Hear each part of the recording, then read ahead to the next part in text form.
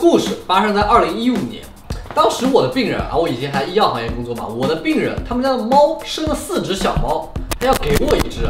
那我心想，我不能空手拿人家东西吧，于是我画了一幅油画给人家，礼尚往来。而这一只猫就是桃子。在养桃子之前呢，我没有任何养猫的经验，只养过一只乌龟。乌龟呢活了6年，初中时候买的。那没有经验，我怎么会敢养猫呢？是因为我想发育。当时我在医疗行业工作啊，1个月工资只有3000多块钱交了社保，而卖一只小猫就可以赚几千块钱，这对我来说绝对是笔好买卖啊！所以我就想赚这个钱。年少轻狂啊，无知，理所当然，对不对？那故事呢，也就是这么开始了。后来的发展真的是大大超出了我的预期。那我没有养猫的经验嘛，我那个病人叫她阿姨吧，阿姨就教我说，你要买猫砂盆，买猫砂。买猫粮，买皇家猫粮啊！阿姨就是这么跟我说的。当时她说皇家猫粮，我们家吃的就是这个最好的猫粮了。然后要买伟家的湿粮，他们家就是吃伟家的湿粮，就一小包一小包那种湿粮。你们知道这些东西2015年的时候加起来一共多少钱吗？150块钱都不要，所有东西加起来150块钱都不要。可能觉得我在骂他。好了，你先走吧。猫可以吃整整1个月啊，150块钱不到。你放现在啊，想都不敢想，一包猫粮就得600-700了。再说一说环境啊，桃子当时跟我住的，我呢跟奶奶住的。我奶奶呢不喜欢猫，所以要把门关起来，不让猫出来。我的房间呢10个平米都不到，里面有2张书桌，1张1.5米的床，一个书柜，一个衣柜，一个三角柜，再加1张桌子，再加1张椅子。整体中间的可活动空间不到4个平方，我跟桃子就在这小小的地方里面生活。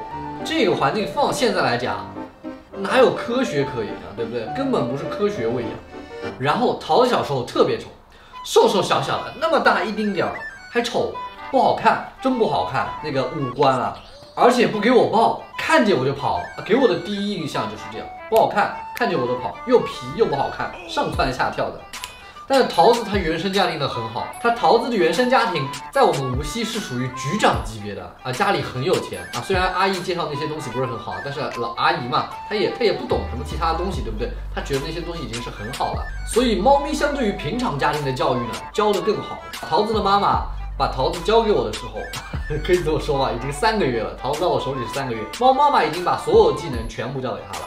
怎么体现呢？就是桃子上厕所，拉屎拉粑粑，必须把所有粑粑全部埋起来，就是完全一丁点儿你都看不见，干干净净的。而且上完厕所之后必定要舔，小菊花小爪子舔得干干净净，跟汤圆一点都不像，汤圆埋都不埋的，跟你们说，这个就体现桃子干净，真的干净。而且它身上的毛啊，时时刻刻会清理，特别爱干净。然后到我家来一看，好家伙，这不是流放吗？对不对？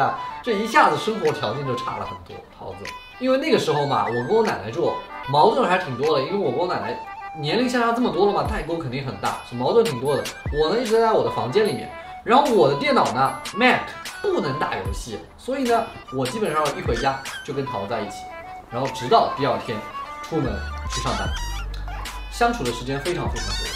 但是小猫咪刚到我家，它不熟啊，跟我不熟啊，而且吸尘器上来了，皮特别的皮，上蹿下跳，真的是上蹿下跳。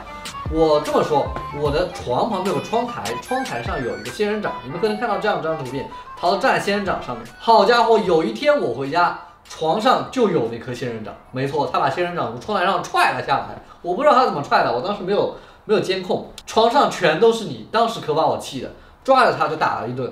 他屁股的肉可厚了，被我打了一顿，然后被我打了之后，他就躲起来。然后后来有几次呢，也是做错事被我打屁股，他就躲在角落里面，不敢看我，他逃又逃不掉，一个房间就这么大，根本逃不掉，躲在角落里面。那我过了一会儿呢，脾气消了，我过去也想去看一看他，害怕，他看见我那个眼神就是特别恐惧，特别害怕，我不想跟你在一起，就这种感觉。然后呢，我觉得有点对不起他了，我就拿点东西给他吃，不吃，完全不吃我的东西。但是我是真的心疼他，真的想把他揉揉抱抱摸摸头什么的，他害怕我，那个时候我就感觉心里有点不舒服了，我怎么可以这样对待一个小动物？那个时候是真的感觉自己做错了，打是没有用的，他根本也记不住。你说一只猫它怎么记得住你？你这个不要碰，那个不要动，它打一顿记不住你，它只会害怕你。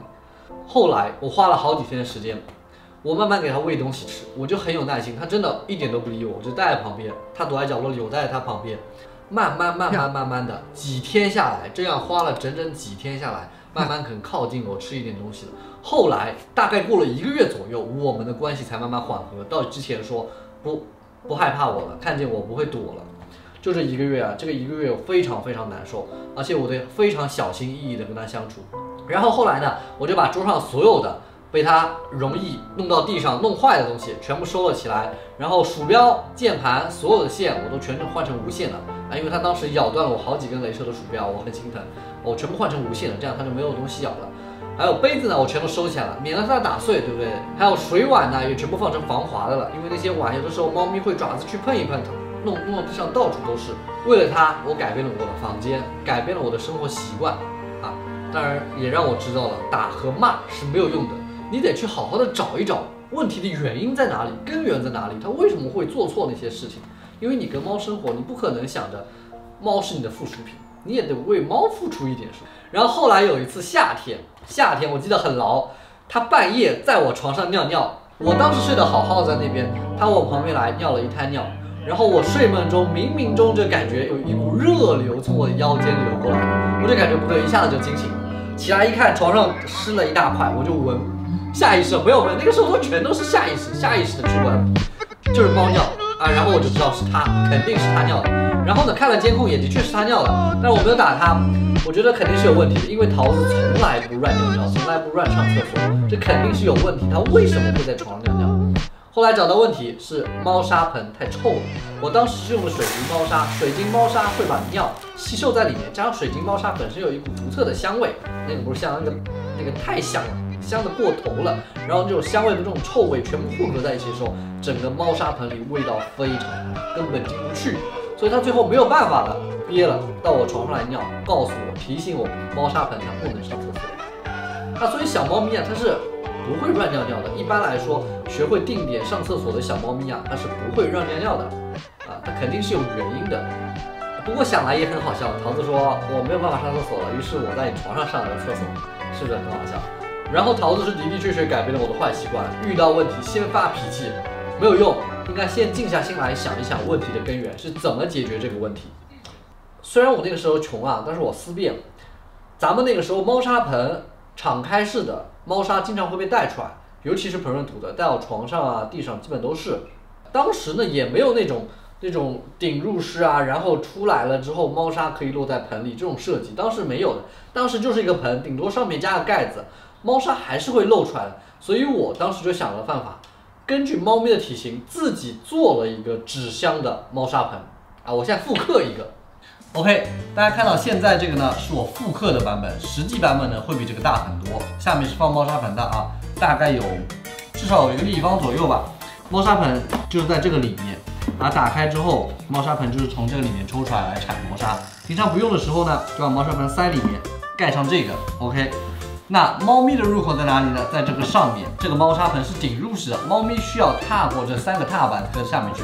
这3个踏板分别是3个不同的坡度，这里，然后在这里，这里面是插进去的一整根硬板纸。然后猫咪在下面上厕所之后，猫咪要上来，还是只能从原来上面的入口，再跳过3个踏板的上面，因为3个踏板呢全部是这种坡度的，所以猫咪跳上去之后，爪子里的那些猫砂就会沿这个坡度一起掉下去，完全不会有猫砂出来。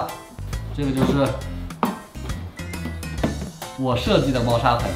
另外，怡宝打钱，谢谢。我们家没有其他箱子了，只有这个箱子了，所以就只拿怡宝来弄了。怡宝打钱，谢谢。那除此之外呢，我还学习了很多养猫咪的知识。在2016年的时候，我们就把猫粮换成了伟嘉啊，不是，那完蛋了。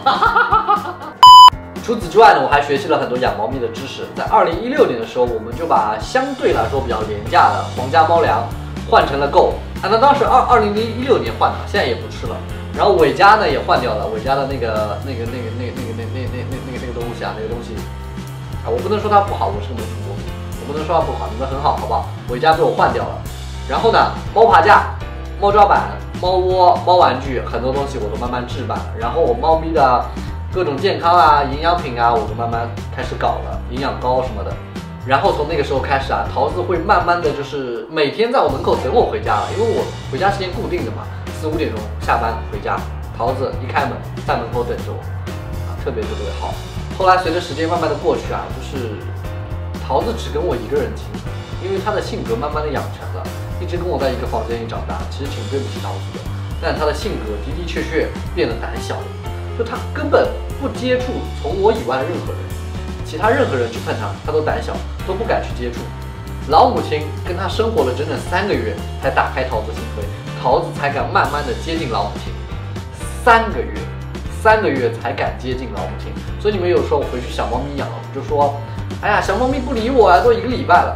桃子需要3个月，而且就算是到现在。桃子也只是给我采奶，6岁了，桃子从来没有给老母亲采过1次奶，跟老母亲也生活了将近3年了，但桃子也只给我采奶，所以桃子的性格从小时候跟我一起生活的时候就形成了，胆小，特别胆小。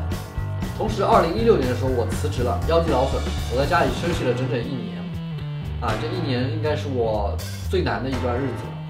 但桃子它不会嫌弃你，就是你无论贫穷和富有，桃子它都不会嫌弃你。他都会在门口乖乖的等我回家。然后呢，在2017年6月的时候，我决定带桃子去绝育了，繁育了不繁育了，生小猫也不生了。我只希望它可以多陪我时间长一点，因为根据理论上来说的话，猫咪绝育以后寿命会延长。我只希望它可以多陪我时间长一点。我不是说繁育这个事情是错的啊，那个各位猫舍的主人不要来怪我，我不是说这事是错的，就是说我把桃子已经当成我的家人了，我不愿意它去生小猫来为我赚钱了，我不想让它成为一个生育工具。同时呢，也一样，饭团小夫妻也是这个原因，他们全都绝育了，所以我们家猫是没有生小猫的，我们家猫也不可能意外怀孕什么，所以后台朋友私信你也可以不用问，我们家猫不会生小猫，全都绝育了。为了给桃子有更好的生活环境，同时我们自己也一样有更好的生活环境，我们一直在努力从10平米的小房间，慢慢，我换到了自己的第1套房子，60个平方，虽然小，但是属于自己的房子。然后呢，后来出去租房子住，90个平方，到现在127个平方。桃子的活动空间已经超过了100个平方，从以前小小的4个平方的活动空间，到现在100个平方活动空间。其实这么多年，无论贫穷富有，都是桃子陪在我身边。当然，老母亲也陪我一起努力，但前面最辛苦、最困难的时间是桃子陪我的。桃子呢也同样最依赖我，他跟老母亲生活了3年，真的1次都没有给老母亲采过奶，天天都是给我采奶。老母亲现在在镜头后面开始显示出那种不屑的眼神，才不要，我要换人。饭团。而且重点是，桃子给我采奶的时候，他是不允许老母亲在旁边的，他也不允许饭团小夫妻在旁边，他必须给我2个人单独的在一个地方采奶。其他猫咪和老母亲不能靠得太近，靠得太近它就不采了我不，这个我还没有研究出来它是为什么。吃醋嘛，你说小猫咪可能也没有这个心情吧，可能也没有这个吃醋这种心理状态。随着现在大家养小猫咪越来越多了之后呢，大家都在推广说科学喂养小猫咪，当然这没有错但我举个例子，有个老奶奶，她生活在山区，很穷，没有多少钱，平时呢，她养了一只流浪猫，会给它喂一些剩饭剩菜。自己呢住的地方也是个草棚棚，流浪猫也跟它住在一起。但是老奶奶呢是属于自己有一口吃的，流浪猫就肯定会给它一口吃的。那么你们觉得老奶奶这样养流浪猫的方式，它好吗？大家可以给出你们的答案。猫咪有的时候对大家来说，可能是一种赚钱的方式，也可能是送对象的一个礼物，也可能是某些人发泄的一个载体。但对另一部分人来说，猫咪可能是家人，可能是陪伴自己的必需品，可能是鼓励自己前行的动力，也有可能是野外的顶级掠食者。猫可以有很多种身份，重要的是人去怎么给它定义。所以我们希望每一只猫咪都可以活出一个自己精彩的喵声。来，桃子抱着我，坐好，坐好1、2、3，那这个呢，就是我跟桃子的故事了。如果这一期播放能过20万的话，那我会考虑说把饭团小夫妻的故事也讲给大家听一下。小智，你好胖啊，你像只猪。点赞了吗？评论了吗？收藏了吗？还不赶快去关注！